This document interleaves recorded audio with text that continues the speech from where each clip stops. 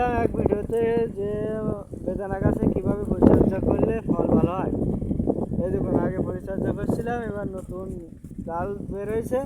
সেই ডালে এই যে দেখুন প্রত্যেকটা গাছে এই যে নতুন ফুল আসতেছে, সুন্দর সুন্দর ফুল আসতেছে। এইসব ফুল আশা করা যায় একটা নষ্ট হবে না।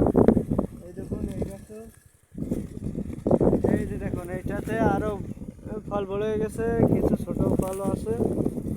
তাতে করে এই যে আমরা ঝরিয়ে দিলাম, এতে খুব উপকার হয়েছে। এবং পর্যায়ক্রমে আমরা যদি সঠিক নিয়মে ওষুধ দিতে পারতাম, টিউবিট কিংবা এনডি জাতীয় এসব জিনিস, তাহলে আরও ফল ভালো হতো। এই যে দেখুন পাতার রং, পাতা কীরকম কুচড়ে পড়ে গেছে।